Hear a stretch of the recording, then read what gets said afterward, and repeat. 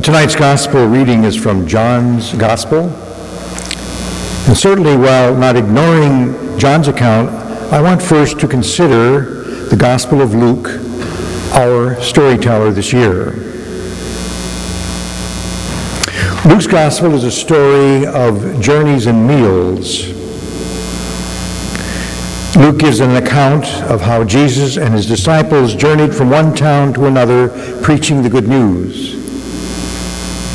As an itinerant preacher, Jesus depended on the hospitality of others. Luke tells 10 stories of meals with Jesus. One of these meals has just been described in today's gospel. It was the Last Supper. 8 stories in Luke's gospel lead up to this meal in the upper room. They provide a commentary on the sacred meal that we call the Eucharist. For example, at the banquet in Levi's house described in chapter 5, we sat at table with tax collectors and others whom the religious leaders scorned. When the Pharisees and scribes complained about the company that Jesus was keeping, Jesus replied, "I have come to call sinners to repentance." It was a lesson about the Eucharist. This is a meal not only open to all sinners, but for sinners. And then in chapter 7, the dinner at the house of the Pharisee, this provided Jesus with the opportunity to teach about forgiveness. At the meal, a woman who had a bad reputation in town came to Jesus at the table and washed his feet. Jesus saw her foot washing as an act of contrition, and he forgave her. At the Last Supper, Jesus would imitate the woman's act of service by washing the feet of his disciples, as just described in our gospel reading.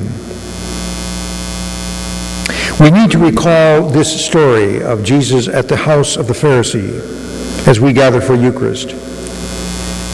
Our gathering is an occasion for service and forgiveness.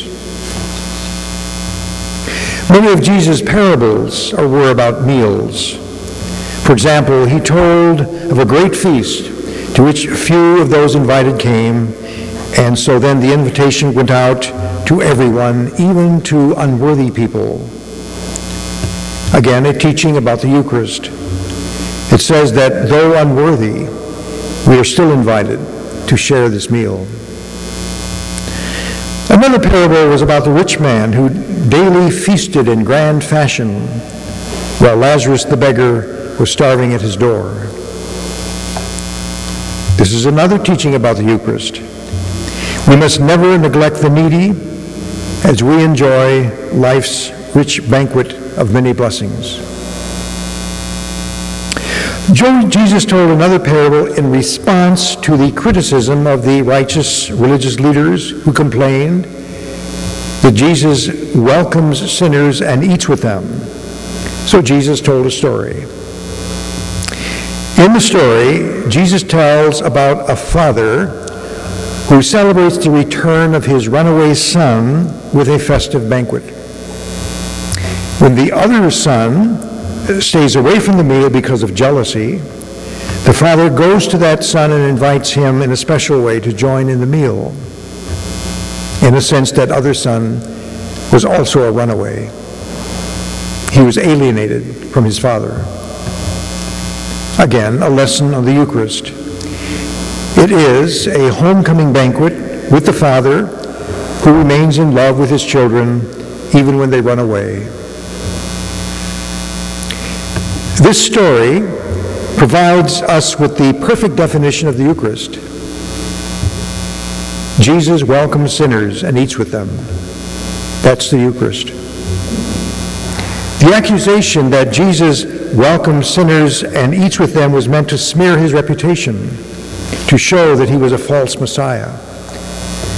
But actually, it is the reason that we are converted. and embrace Jesus as truly God's Son, it is because he welcomes and eats with us sinners. Now, most of Luke's gospel describes Jesus' journey to Jerusalem.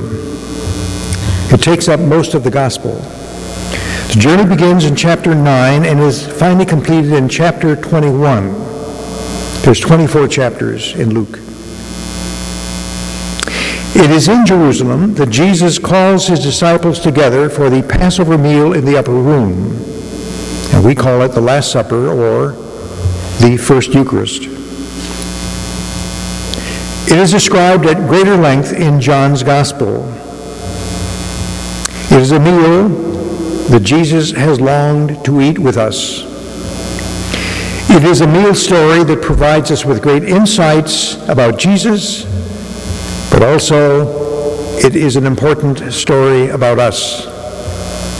Because at this meal in John's Gospel, after the washing of the feet, the figure of the beloved disciple first appears. And we are that disciple that the Lord so cherishes. At the Lord's table we are forgiven, washed, and fed, and reassured that we are never beyond the merciful affection of the Lord, who ever welcomes sinners and eats with them. The rich man's menu was meager in comparison to what we have before us. This is a sacred meal that sustains us on our long journey to that festive banquet at the Father's house.